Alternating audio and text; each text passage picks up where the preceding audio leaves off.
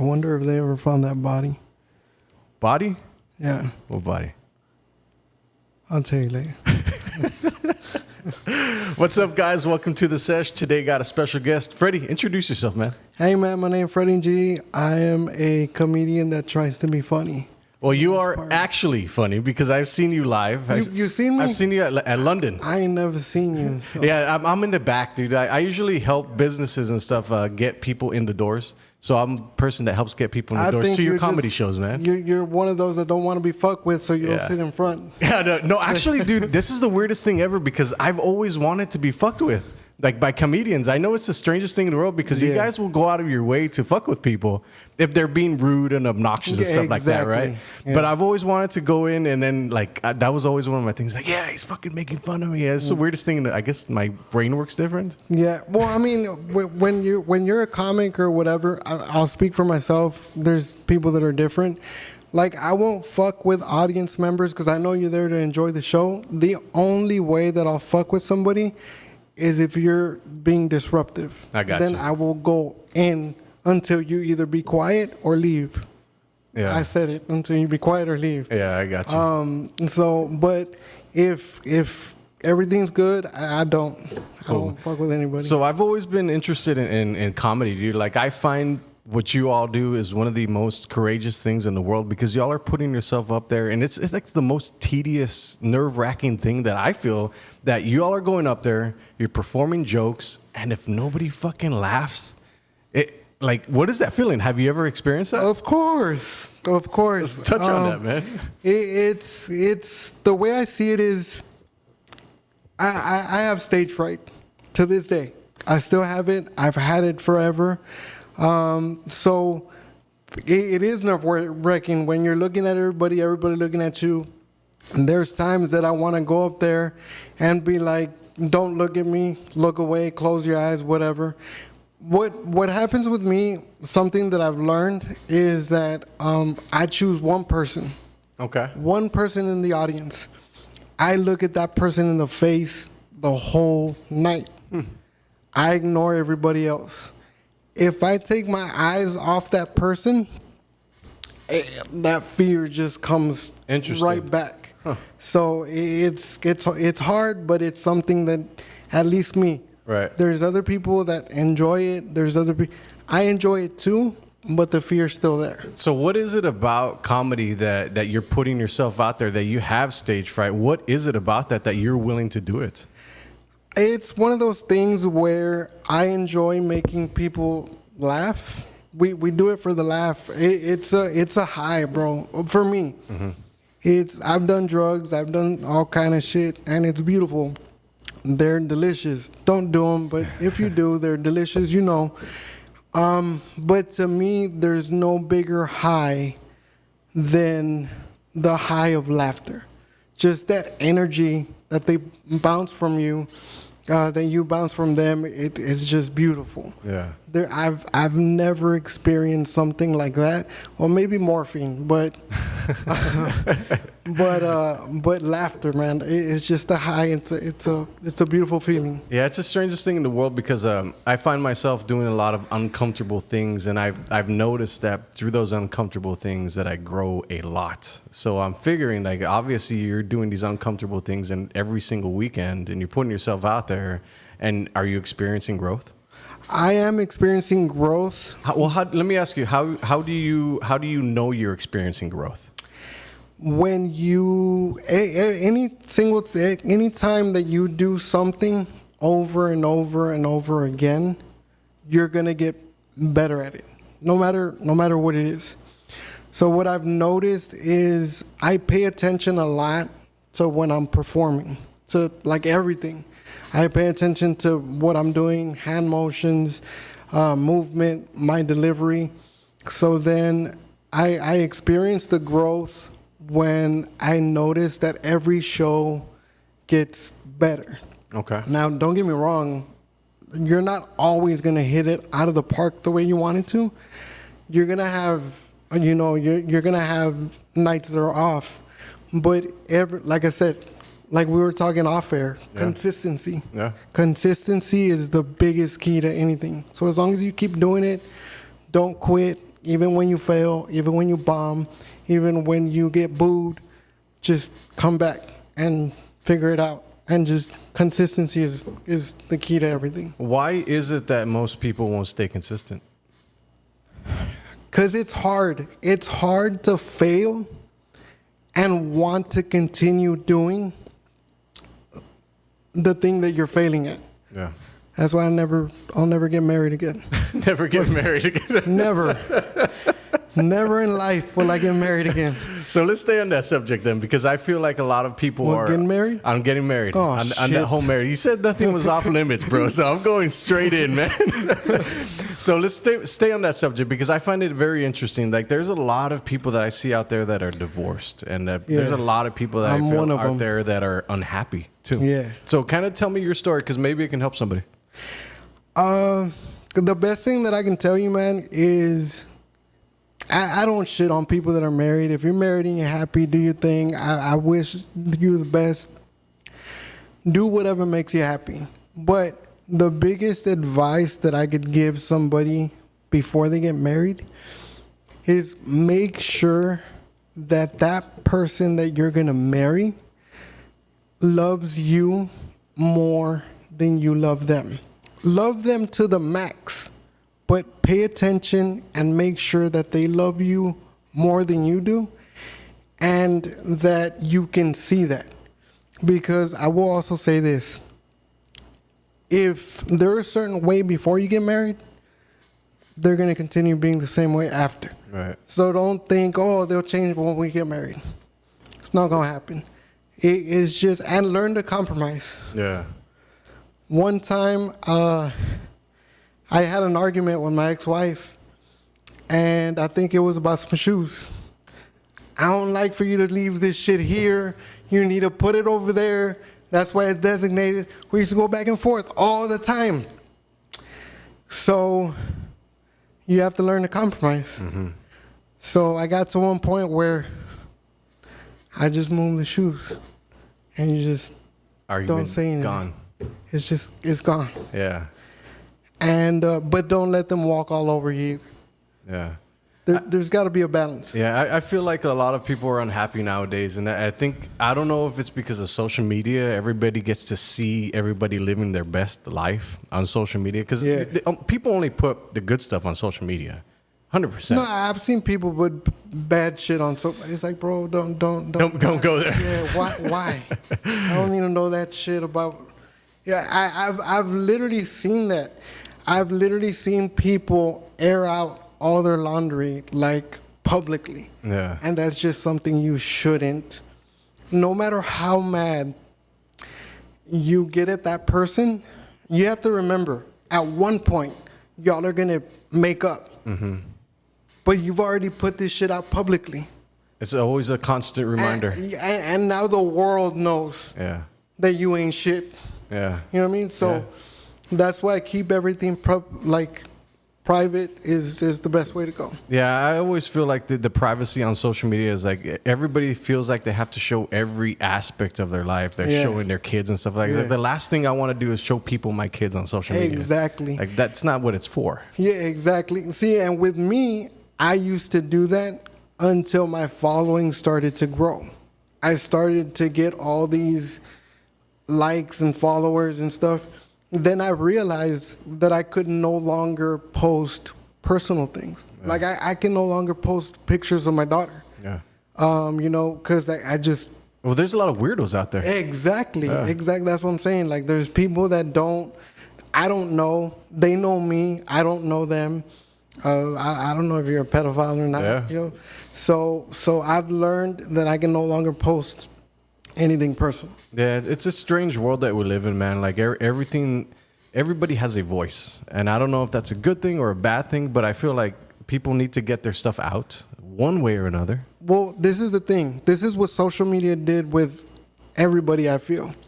We all have a voice, but just because you have a voice, it doesn't mean that your voice is important. So this is what I mean. I know people are going to kill me for that comment. I'm not a doctor, right? But I know a bunch of social media doctors. You know what I'm saying? Yeah. Like, what I'm saying is, if it's not your space, don't, like, there's so many social media warriors, bro, is what I call them. Like, everybody got an opinion, and you got to listen to me because I know what's right. Right. Like, bro, you're not a doctor, you're not a lawyer. Yeah. So that's what I mean. Like, they feel social media did that.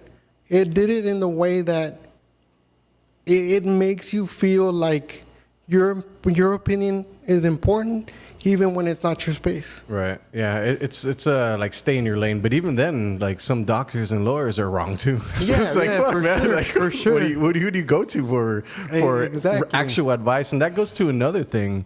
And let me ask you this and get your opinion on it. I feel that there are very, very few role models out in the world. Do you see that? Of course. So who are your role models? Who do you look up to? What gives you that to keep going? My first of all, God. At a very early age, God was instilled in me. I grew up in a very conservative home, Christian home. My mom was my biggest stronghold and everything. So God was who we were supposed to emulate. Now, I get it. You go out, your life changes. Sometimes we're not as godly as we should be, but I feel that you should still try, So that's why, like, that's another thing so to answer your question, God and my mother God's my role model. My mom was my other role model. But that's why now I know that my mom would have never supported my career as a comedian. Okay. Because it was a very conservative, home and everything. So I could never go to mom and be like, I want to be like Richard Pryor. Have a funny story. I was 8 years old. I was 8 years old when I found out that I wanted to be a comedian. Huh. I didn't know what it was. I didn't. So at 8 years old, we got an actual cable. We had never had cable before. Mm-hmm. We had HBO, right? And at 8 years old was the very first time that I ever saw Richard Pryor, the comedy special, Life on the Sunset Strip. Mm-hmm. I don't know if you ever watched it. No, I haven't. So, life-changing. Yeah. So again, we grew up in a conservative home, man. Like you could, there was no fucks, no shits, you couldn't cuss, you couldn't, none of that. So I remember Richard came on at 10 and I had to be in bed by 9 because I got to go to school. So what I did was we used to have one of those small TVs with the little antennas on top, mm-hmm. the one you beat on to get a picture. Yeah. Well, we had cable and everything, and so I was there, and what I did was it came out at 10. So my parents went to sleep. They thought I was asleep. I woke up, went to the living room, and I got a big ass San Marcos blanket, and I put it over the TV and over myself. I was sweating and shit just watching it, right? And again, I'm 8 years old. I don't know what a joke is. I don't understand punchlines. I don't understand anything. All I heard was the shits and the fucks and the pussies and I was like, I was just laughing, but I didn't know what I was laughing at. And I was laughing, and it was then and there when I found out that that's what I wanted to do. So then, in the middle of that, I just hear, "What are you doing?" I just panicked and I dropped everything, and I looked, and my mom was there, and she was like, "What are you watching?" And Richard was going off with the fuck and the shit, and I was like, and I remember, I'll never forget what my mom told me. She said, "Why are you watching that? You're not supposed to watch this." And then she said, I was like, "Why not? Why can't I watch it?" And she was like, "You're not supposed to watch it because Richard Pryor is the devil." Wow. She didn't say he's possessed by the devil. She said Richard Pryor is the devil. But I was always a smart ass since I was a kid. So I looked at my mom and I was like, Well, if Richard Pryor's the devil, why is the devil so funny, man? She whooped my ass, and I slept warm that night, man. Well, what is it about that though? I feel like a lot of people are constrained. A lot of people, right? Because they don't want you to know what's out there in the world. But once you see what's out there in the world, you're like, fuck. Like there's so much out there to experience. I feel like a lot of people, especially here in the Valley, correct me if I'm wrong, but a lot of people here live in a bubble. Yeah. Do you feel that? Yeah, for sure. Because you go out to I used to live in LA. I lived in LA for 2 years. That's actually where I started my comedy career, but we'll go back to that. When I was 18 when I moved to LA, right? I moved over there not knowing the soul, I just went, right? And when I started living there through these different experiences, I realized how much in a bubble. I grew up here in the Valley, you know? So I realized how much in a bubble we actually lived. Like you saw a lot of, first of all, the diversity. Mm-hmm. And I'm not just talking about like black and white. It was Mexicans, it was Puerto Ricans, Cubans, it was like Jamaicans, and it was like a culture shock, right? Yeah. So it was just and then like over there, you could literally go and you could walk into a store or dispensary and you can buy weed. Yeah. I remember going and the pharmacist, an actual real pharmacist from Walgreens, because I have back problems. I have chronic back problems, right? So I was taking pills like Advil and stuff like that. And then the pharmacist told me, he was like, hey man, have you ever tried smoking marijuana? And I was like, yeah, of course. He's like, well, you can get you a medical card and you can go to the dispensary and they can give you marijuana. And I was like, well, what you mean? He's like, you go to the dispensary. And so I went, right? And I walked in and it looks like just a regular doctor's office. You walk in, bro, and they give you, have you ever been to a dispensary? Yeah, I have. It gives you a fucking menu with like pictures on it and shit. And it shows you the strand, it shows you what it does. So I go and I was like, let me get that. And he's like, you need anything else? So she comes back, she gives me what I asked her for, and they give you this little black bag. And I paid, and I was like, so I can walk out and she was like, you're not from here, huh? I was like, nope. She's like, where you from? And I was like, Texas. He's like, oh, I get it. I was like, yeah. Are you sure, man? And she was like, yeah, you're fine. It was mind-boggling, man. Yeah. Let's stay on the topic of that, because I feel like there's a lot of closet smokers out there, or a lot of people that don't just tell anybody that they There's smoke. a lot of closet everything, man. Yeah, that's true. I feel like weed for some people, it doesn't do anything to ruin their life. It's like alcohol for me. I had to give it up because I found out during COVID I was drinking all the fucking time. Yeah. And I saw that it was just detrimental to my life, and I just I would spend so much money on alcohol every single day out of habit. Yeah. Just because I was like, all right, let me drink a beer. Yeah. And then it would turn into 6, 8, 12, whatever. Exactly. So at one point when I started my health journey, I was like, alcohol really doesn't do anything for me anymore. All it did was make me hungover, sleep late, lazy. I'd ignore the people around me. Yeah. I didn't even remember the times that I was having that night. So it was like, it made no sense to me. Yeah. And I found that like through marijuana, I smoke, I feel like I'm a better human being. And it does absolutely nothing for my productivity, because I'm still doing things and I'm still achieving success. And I feel like it's a thing that people look back at and like it's a bad thing. Yeah. You're not supposed to do this. It's just the stigma, man. The stigma that, everybody is bad. Again, I grew up in a conservative home. Marijuana, are you definitely not. But once you actually get out and you actually experience, like deal with it, yeah, I get it. Marijuana's a drug. I'm not going to say it's not, but it's just like I tell people, Tylenol's a drug too. Yeah. But when you get a headache, there's no problem popping a pill. Right. And nobody says that. So I'll put it like this: if you don't smoke, I'm not saying you should smoke. I'm not gonna condone you into doing something that you don't normally do.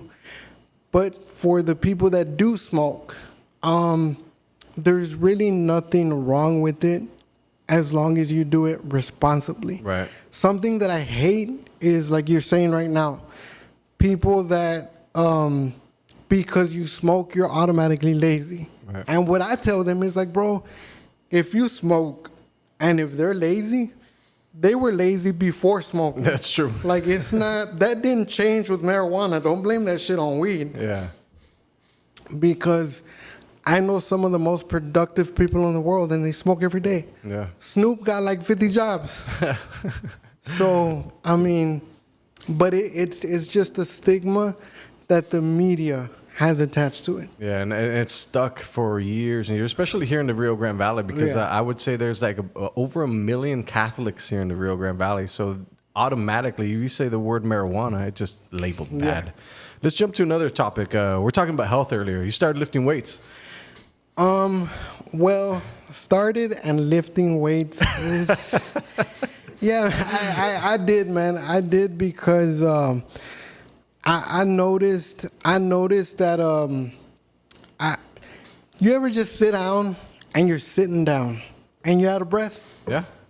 I was like, what the fuck is going on? I'm not doing anything. And I'm not, that's when I was like, I got to do something. So I actually I started going to the gym. I've been going to the gym off and on for like years. Mm-hmm. But the pandemic, again, I'm not going to lie, I was in great shape before the pandemic. The pandemic fucked me up. I stopped going. I barely just got into it, like 3-4 months ago again to get it going. But I just started another thing. When I was on stage, and I was telling jokes, and I was winded and sweating. I was like, yo, I'm telling a joke. Yeah. You would have thought that I ran a marathon. Yeah. And it was embarrassing, bro. Like when you're up there and like you're sweating and they seeing you and your head is shiny and I don't have hair. It was horrible, man. Like, so I was like, you know what? I have to do something about it again. I have all kinds of shit wrong with me. Like I have high blood pressure. I'm not diabetic, thank God, but I have high blood pressure. I have cholesterol. So I was like, I need to get those things in check again before the doctor decides to like put me on medication. Right. There's always, for me, I've always had a thing about taking a pill. Mm-hmm. I don't like taking pills.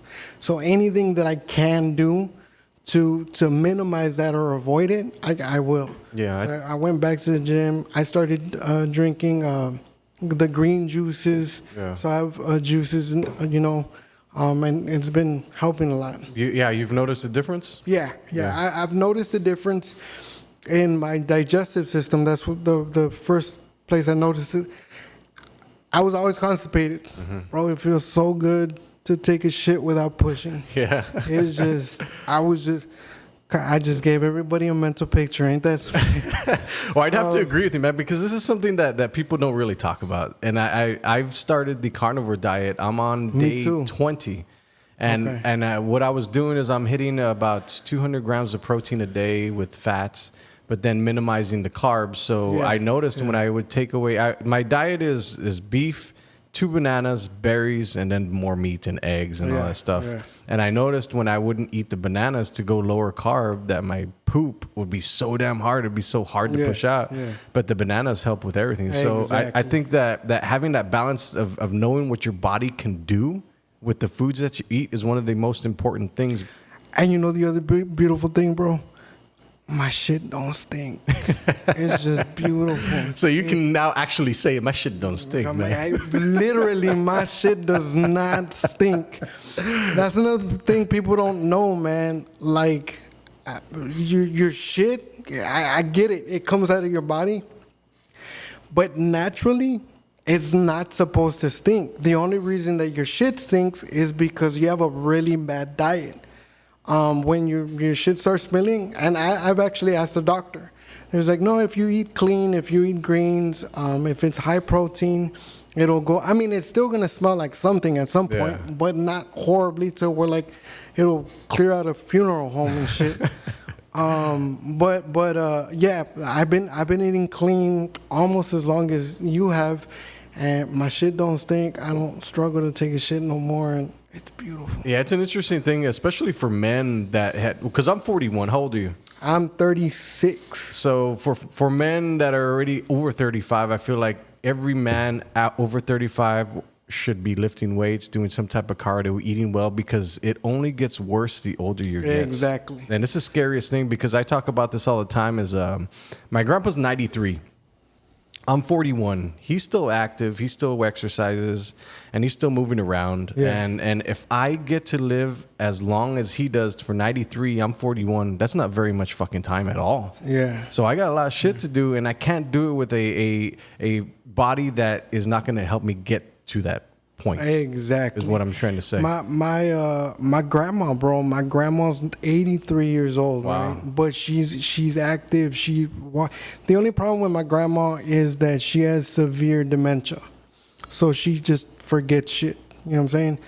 And but she's always been active. She's always she's in great shape physically, but it's just her mind is not there.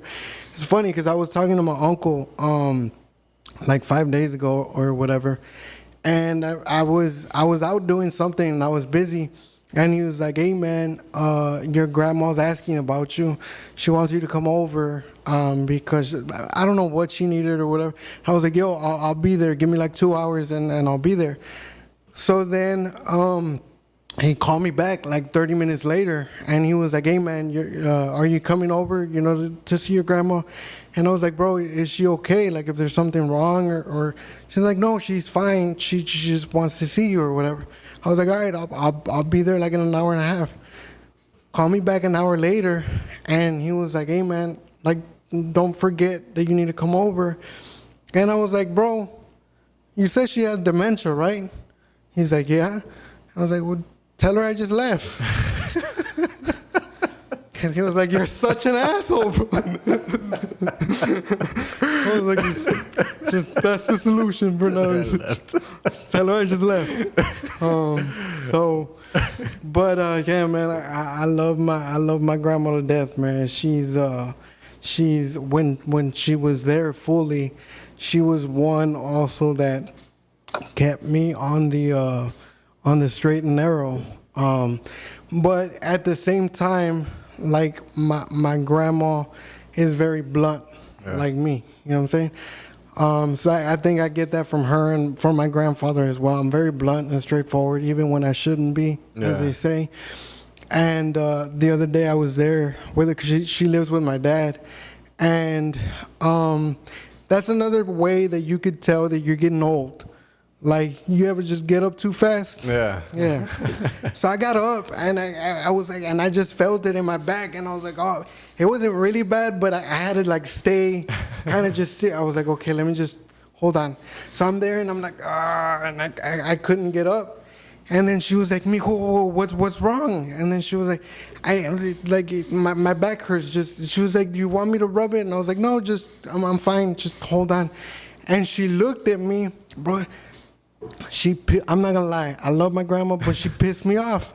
She looked at me with a straight face, and she was like, "Mijo, you're so young. You shouldn't have all this pain." And I was like, "And you're old, and you shouldn't be alive, but we're here now." I mean, it is what it is. Yeah, it's like. And yes, I said that to my grandma. I make no exceptions. No exceptions. Hey, so when you come up with your material, how do you come up with it? Like, what's the thought process of that? It's life, bro. You seen me on stage. Yeah. So everything that you've ever heard on stage, that really happened. Like it's a real experience. The only difference is that the only thing that's not real is the punchline, is honestly the only thing I've altered for entertainment purposes. Yeah. But when I tell you that I was picked on by a dude in a wheelchair, I really was fucking picked on by a dude in a like that shit like really happened.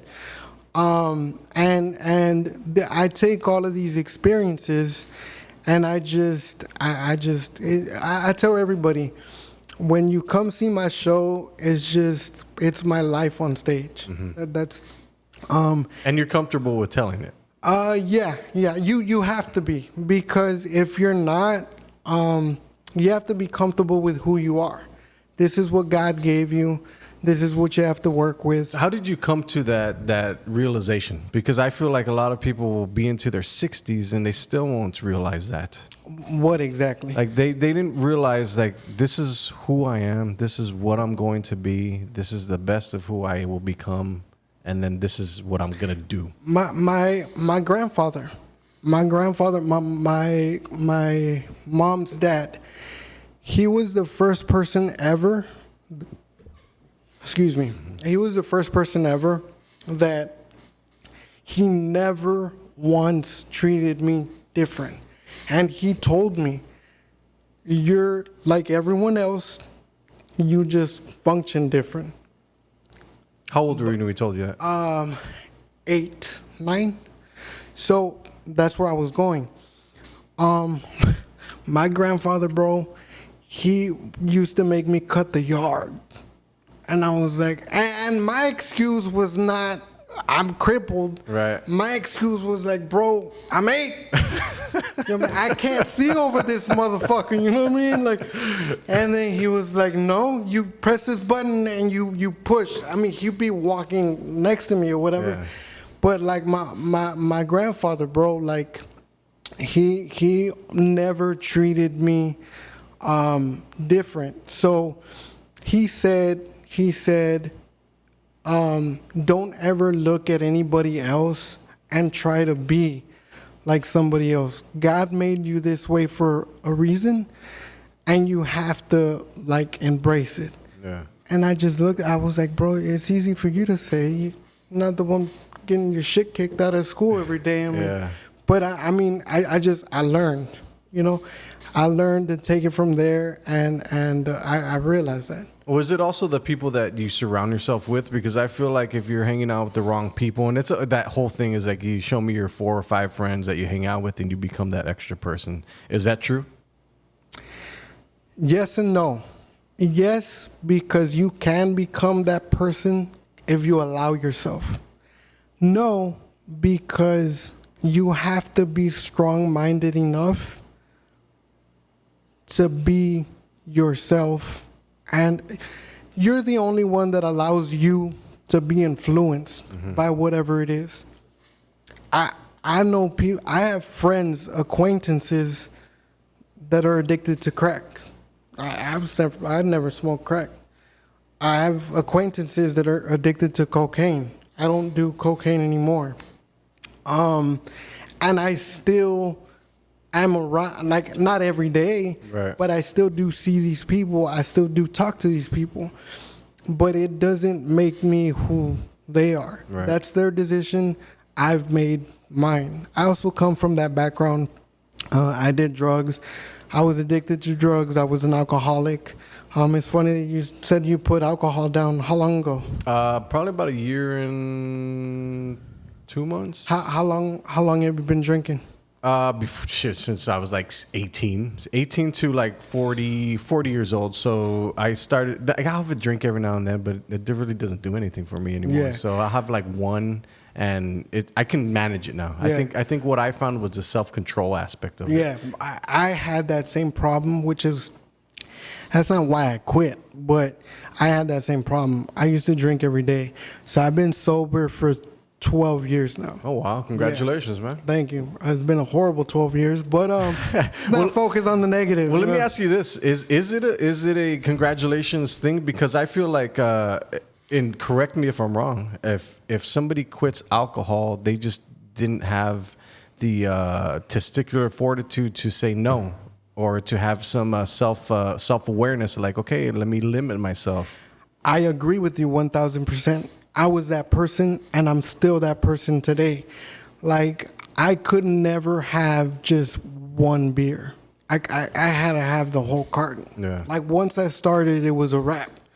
And I feel like I'm still like that today. I have a very addictive personality, so anything that I pick up is very hard for me to put down.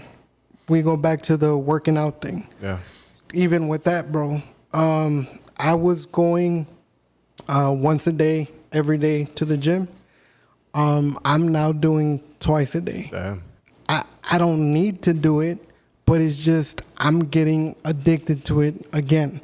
It's always been my personality. I've always had a hard time to really find that balance. You know what I'm saying? So same thing with alcohol. I drank every day. I didn't get drunk every day, but I did drink. Like, I did drink every day. I did drugs every day, and it was just very hard to be like, I'm only gonna smoke one blunt today. Yeah. Bro, I used to carry. You remember the buglers? Yeah. The rolls. You know what I'm saying? My grandfather used to roll those, right? So, and he used to put them in this plastic bag. I used to carry a plastic bag with pre-rolled blunts, and I just pull them out. Next. And I wouldn't sit there and smoke, but I would smoke in my sleep. Damn. I would go to sleep. I would set an alarm. Wow. For 2 a.m. I'd have the blunt next to me. I'd wake up just to smoke and go back to sleep. By the way, that was the best sleep ever. That is known as addiction. That's the most important thing. I feel, because me and my business partner were talking about that the other day, that he would wake up first thing in the morning and smoke a blunt and have his coffee, and then he listened to some book. I forget what it was. And it's like, it's addiction, man. You don't need to wake up. You can sleep a little bit longer and just have some better sleep. Or you think that you need that to have the sleep that you need to get. But is it though? Because I wasn't lying when I told you, when I was asleep high, I felt like I went into this like deep, and I would wake up like re-energized. I'm ready. Like, but I would wake up and spark again. Yeah. I would be smoking in the shower. And have you ever seen that one movie, The Wash, with Dr. Dre and Snoop? I don't think so. He literally just woke up, lights the blunt, goes in the shower. He has the soap tray. He uses it as an ashtray. So that was me. You know what I'm saying? Like, but you should have some kind of control. I'll be honest with you. I didn't have it. Yeah. So I had to I stepped away from it completely. Like, I can't have one, I haven't, right? But I can't have like one beer. I can't do it. But I've been drinking since I was 13. Yeah. So I drank from when I was 13 to when I was 23, Wow. I think. At 21, bro, I was already trying to quit. I tried quitting 3 times. And failed miserably, relapsed. The last time around, I've been now sober for So 12 years. 12 years, going on 13. So if somebody's struggling with alcohol, what advice would you give them? I'll give advice to the person going through it and to everybody else around that person. Something you got to realize is that you got to want to quit for you. Nobody else. That's 1. 2, you have to want to quit.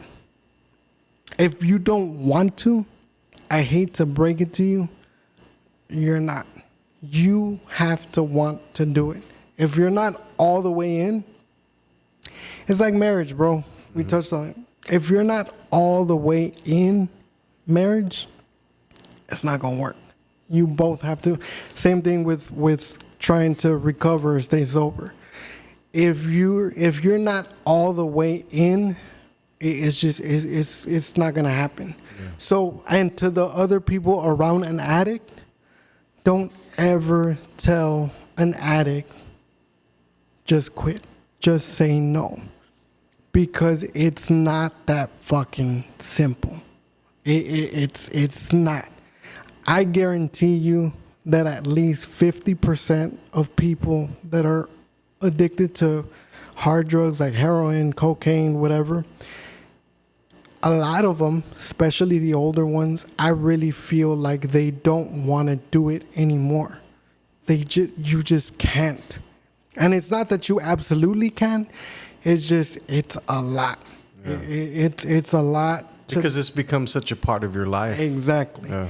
And then your body becomes dependent on it. The more that your body becomes dependent on it, the harder it is to like stray away from it or whatever. Yeah, no, and I've found that too, that we're just, usually humans are replacing one thing with another. So Exactly. for example, it's just like the drinking, okay, you're not drinking anymore, now you're smoking weed. Or if you're not smoking weed, now you're working out. Working out is another stimulus. And that's why I work out 3 times a week now, and I lift heavy ass weights because I've done it consistently for a year and 3 months without fail every single week. But I had to do that to become disciplined. Exactly. The only way that would ever work, because now when I think about not doing it, I miss it and I want to go, and it's just this doing it consistently over time, again and again and again. And that's the same thing with like the diets that I go on. Like I'll do it consistently for a long time until I get that discipline behind it. Yeah. And I think that's one of the key aspects that a lot of people do is that or won't do, is that they just need to be consistent long enough until it becomes a habit. Yeah.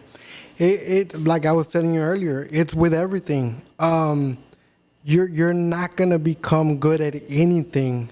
You know why and a lot of people will disagree.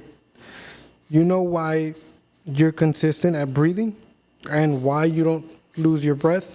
Sure.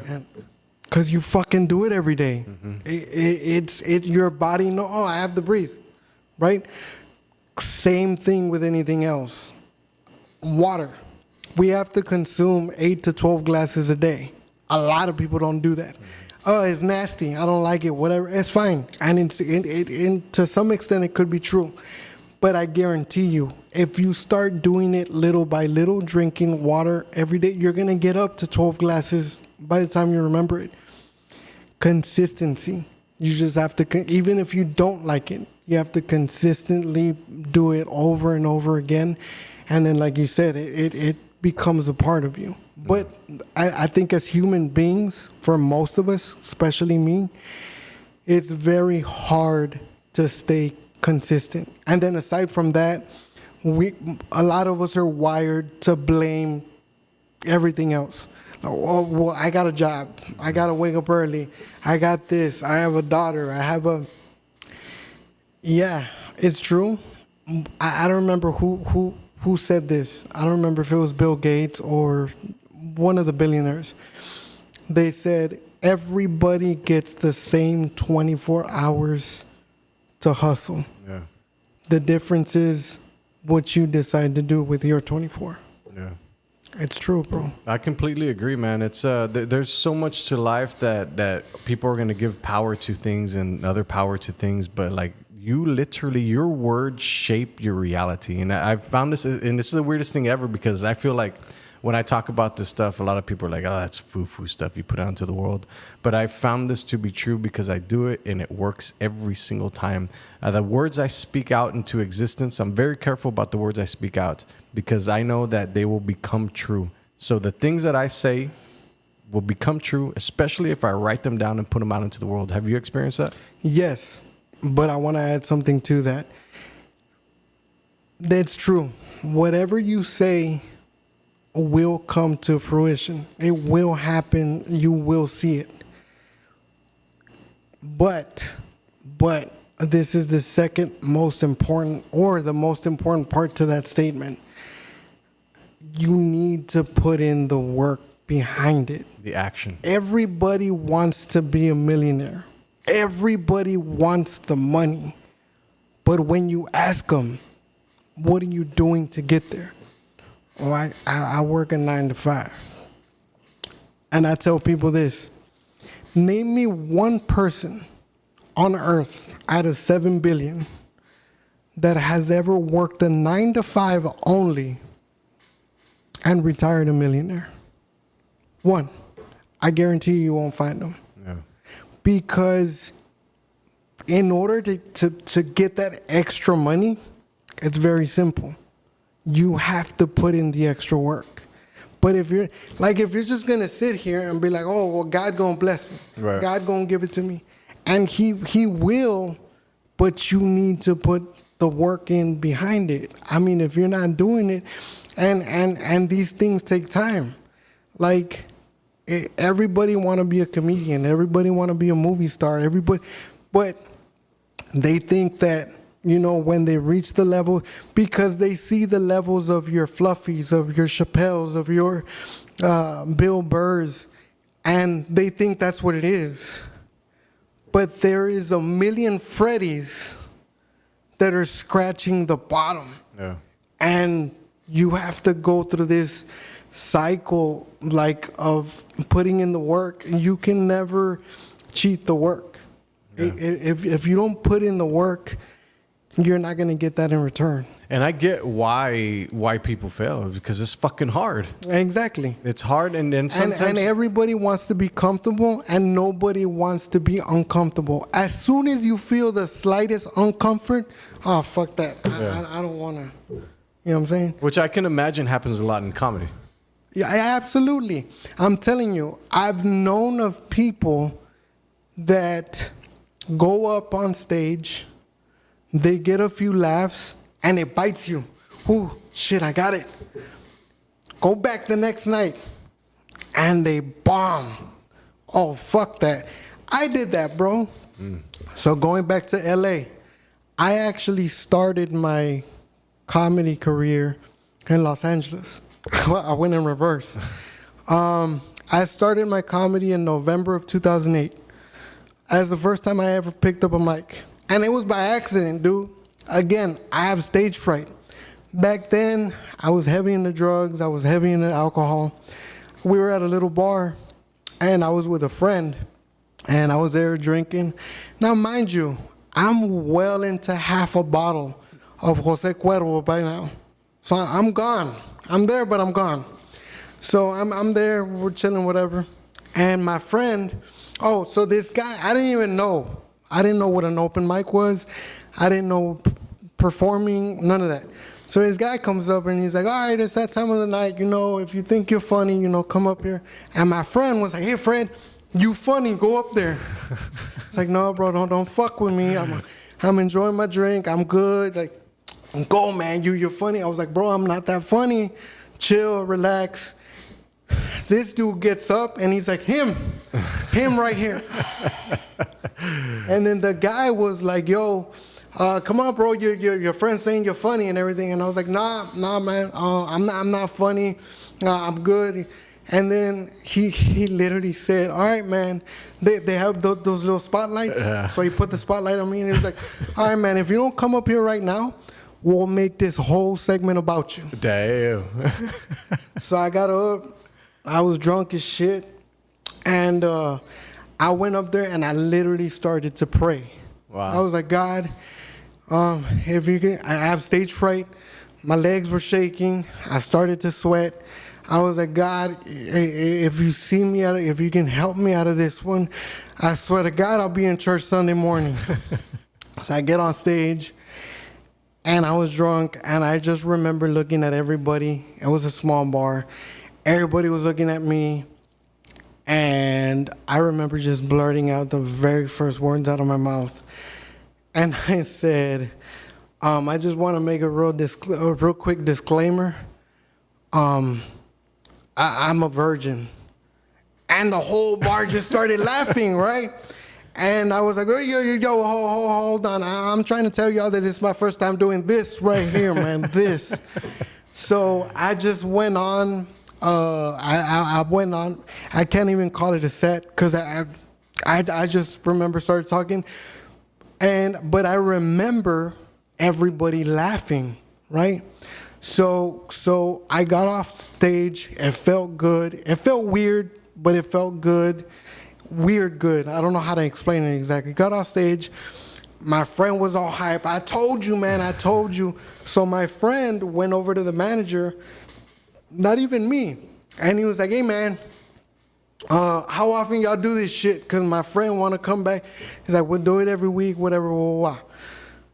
So he told me, he was like, man, you got to come back. And I didn't even want to do it, bro, because I was like, yo, like, I'm not, you know. And so we leave. He convinced me to come back the next week, right? Mm-hmm.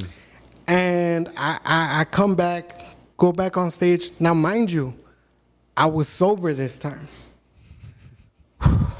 Different experience. I get on stage.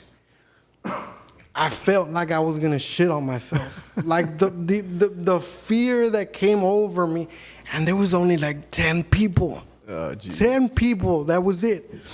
And I go up. Oh, so when I went back, remember, I don't know how to write a joke. I don't know a punchline. I don't, but I wrote something. Because I was like, you know, I'm going to come back. I'm going to hit them hard. Yeah. I want to be structured. I was trying to be a professional, right? According to me.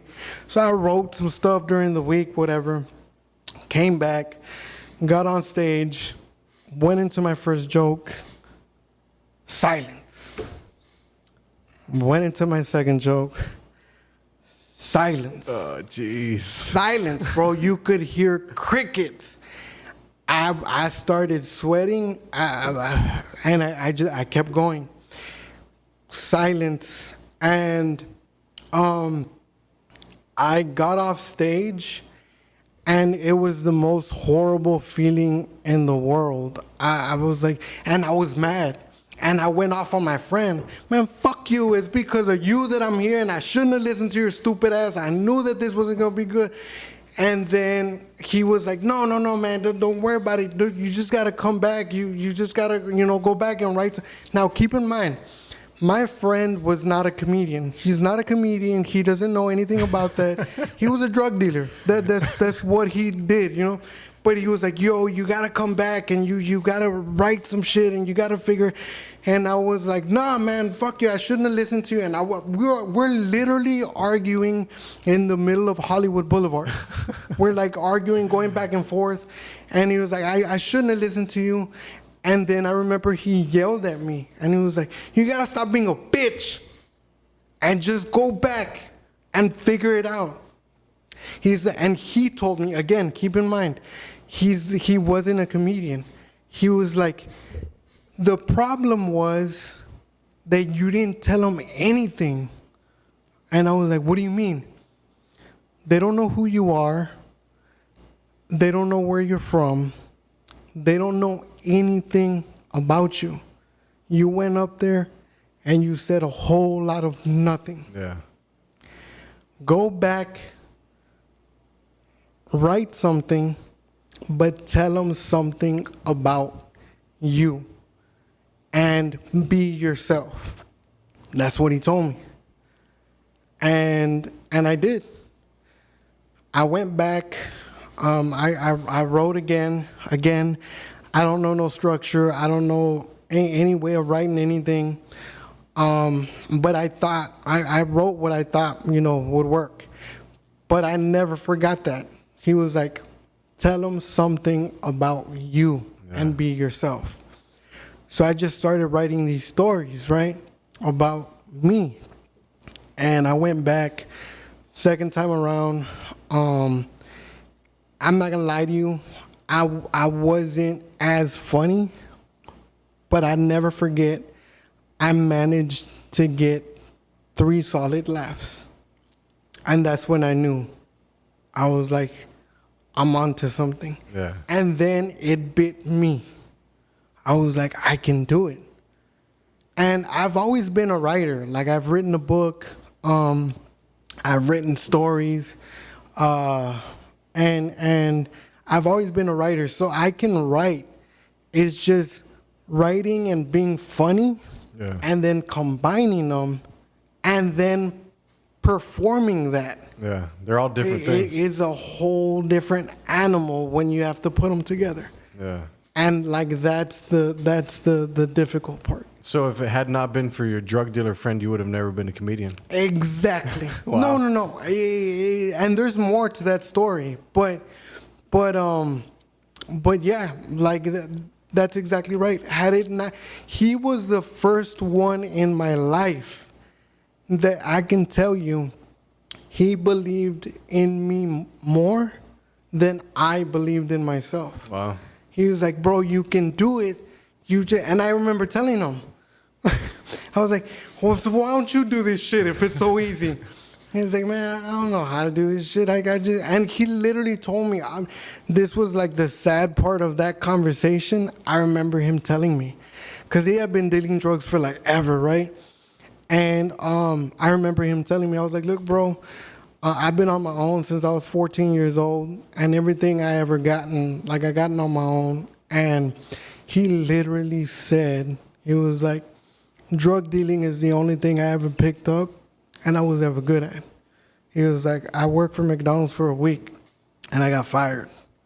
And he told me that, but he's like, and he told me, he's like, but you have something where you have the ability to make people laugh. Yeah. He's like, you have to use that to your advantage. Yeah.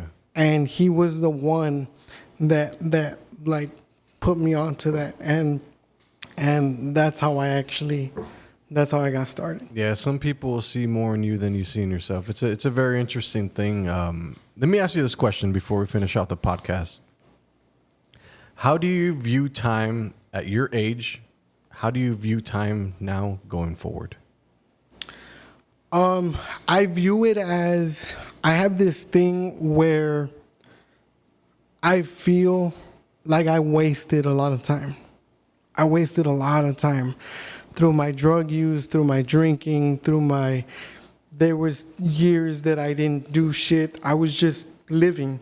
So now, at the point where I'm at now, with all the shit that I know, I feel like I'm on a race against time, because I could be here today, but I could be gone tomorrow. I mean, hopefully not, but that's the reality of it.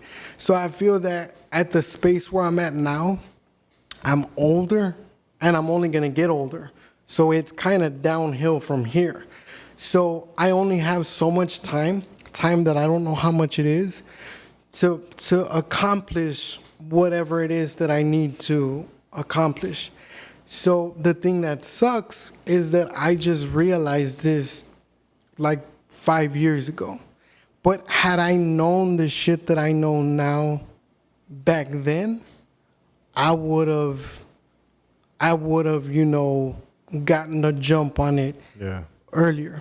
I tell everybody, man, it's not just with comedy. It's like, had I known about investing when I was 18, I would fucking be a millionaire by now. There's a story that I read online, just to give you perspective. People that invested $10,000 in Amazon in '96, they would have 15 million today. Damn. You know what I'm saying? Yeah. So, and I'll bring you closer to not that long ago.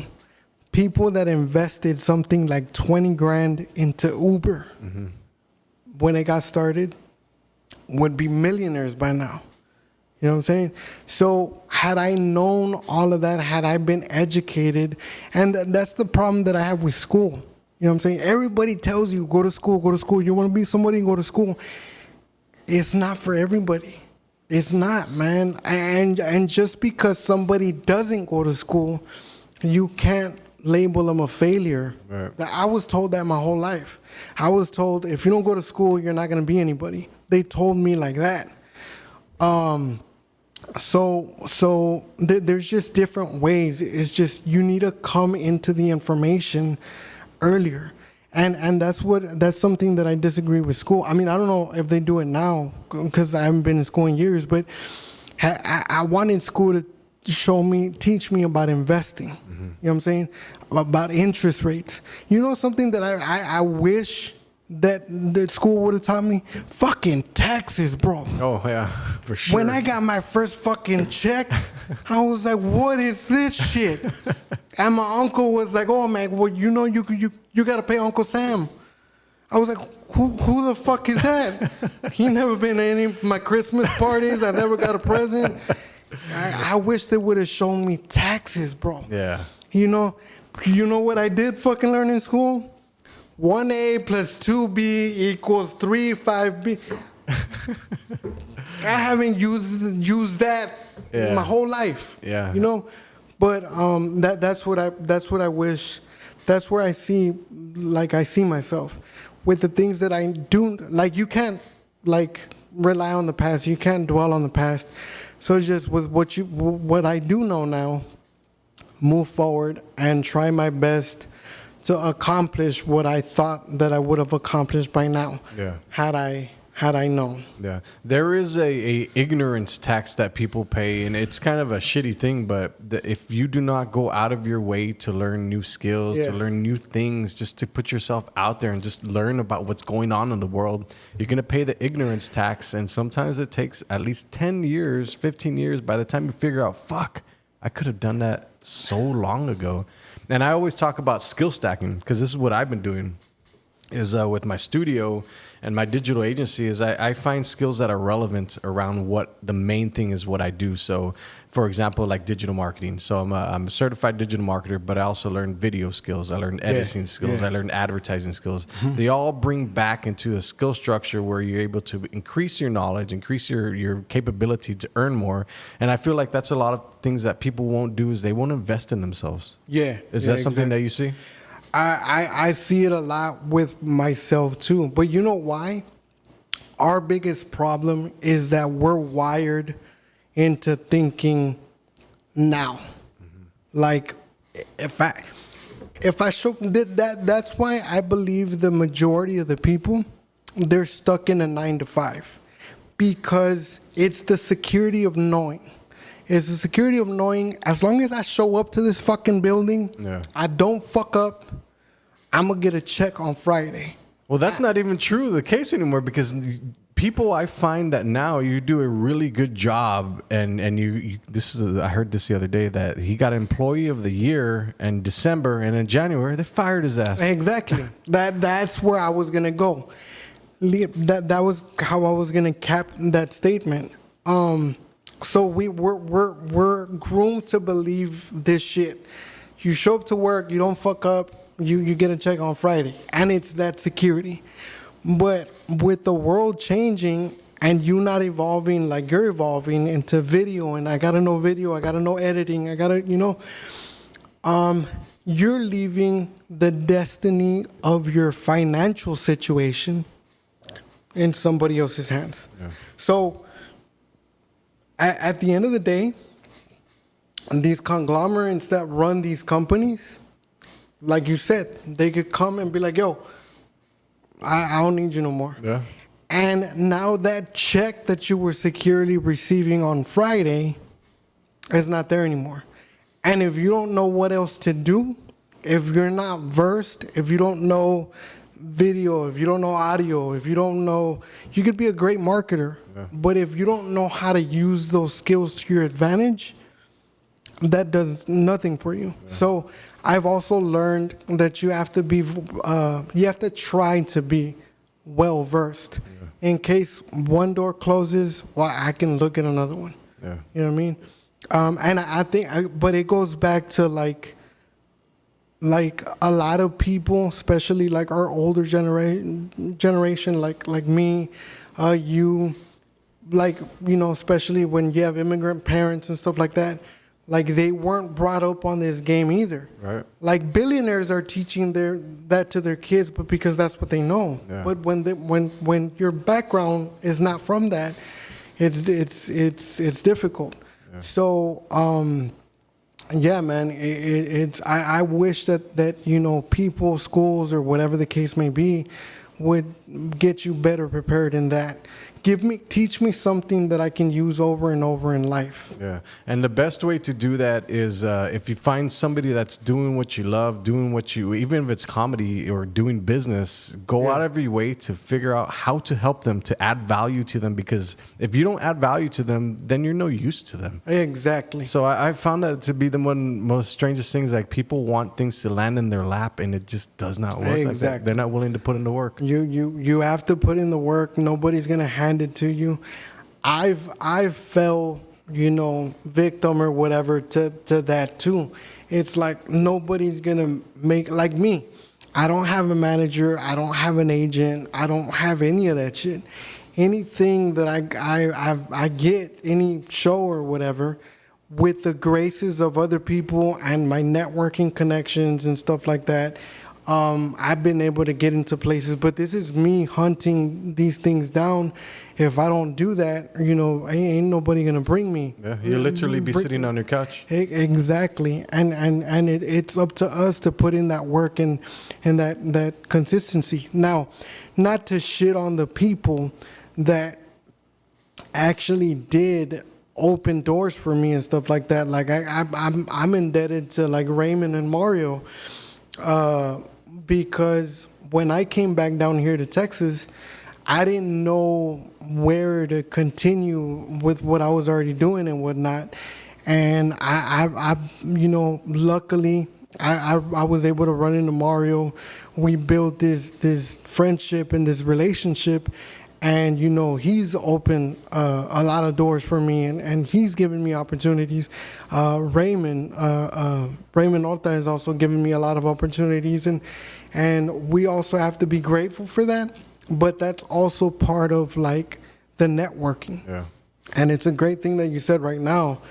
Like, when you network with people and you have a skill that I don't, right?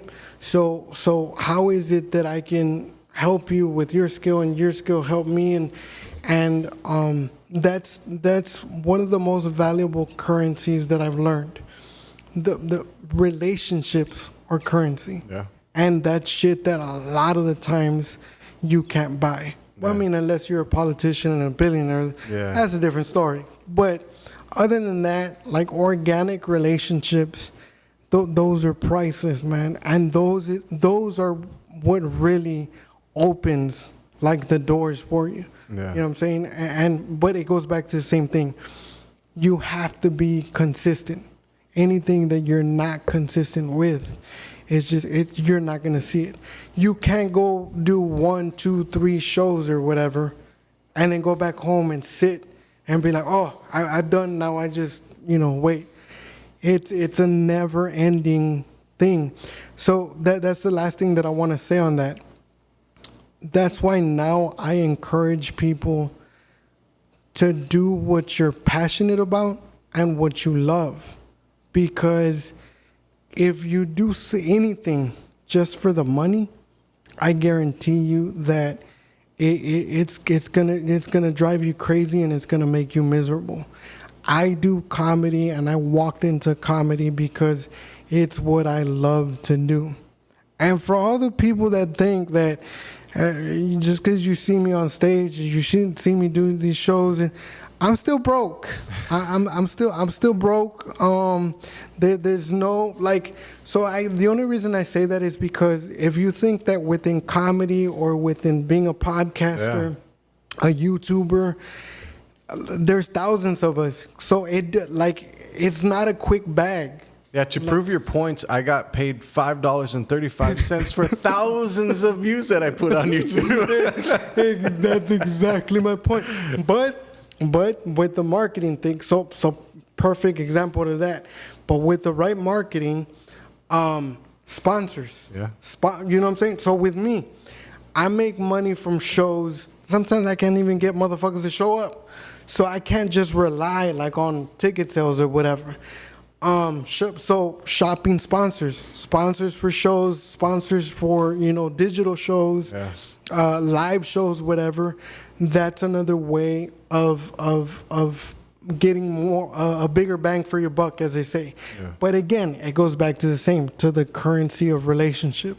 You can't get these things if you don't work your way into relationships with other people that, have it and whatnot. Yeah, I 100% agree with you, man. So before we finish off the podcast, let everybody know what's coming up, man. At this very moment, the only thing I see coming up is a meal because I'm starving. I do intermittent fasting, bro. Same here, man. Yeah. I fast till 12, from 10 to 12. Nah, I do 10. What do you mean? From 10 p.m. at night to 12 p.m. the next day. I do it from 8 p.m. to 1 p.m. Damn, Sometimes 2. How long is it? How many hours is that? 18, I think. 18, yeah. I was in special ed, bro. So I was doing about 18 at one point, but I was like, nah, I'm getting a little hungry now. So yeah. I found that too. How does it feel? It's so I was gonna tap into that real quick. The mental clarity, bro. Yeah. I was gonna tap into that with being sober. So being sober all these years, and now with like the carnivore diet and the intermittent fasting, the mental clarity, like I can think. Yeah. And I know a lot of people say, well, we all think, no, but you don't get it. Before I was like in this mental fog, like everything was slow. And it's fucked up. I have cerebral palsy, so with me, everything is extra slow already. But when I started to clean up my diet, when I started to work out, when I started to do these things, getting sober, like the mental clarity. And, fasting, it's the same thing. Your body is not wasting all that energy on digesting food. Yeah. So it sets the energy everywhere else that your body needs it.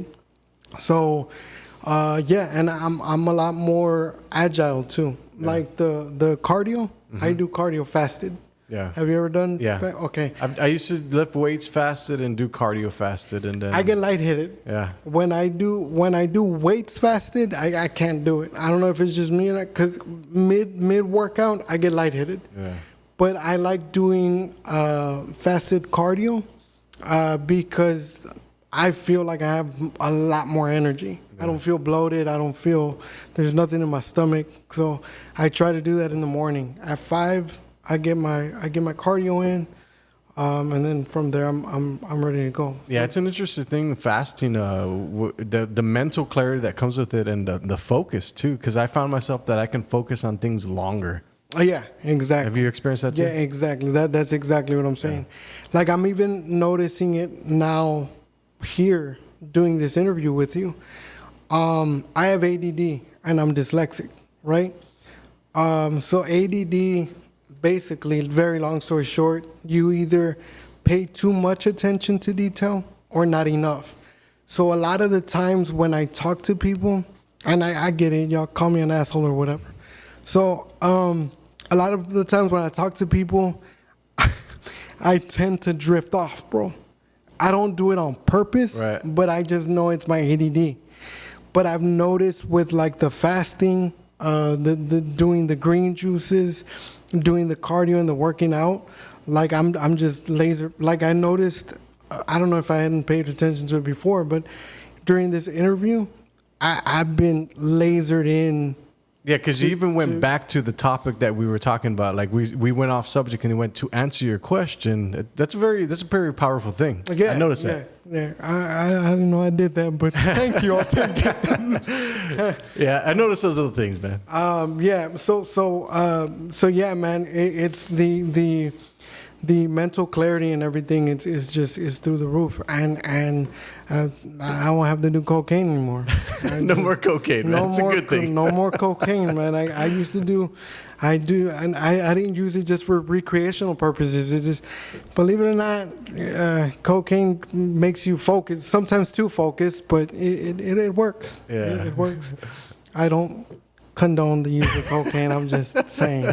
Just an observation for the world, man. Yeah. Hey, Freddy, I'd love to thank you for coming on the podcast, man. Thank you for your time, bro. This was fun. This was really fun, man. I hope it's not the first and the only. So absolutely not. I'd love to have you back.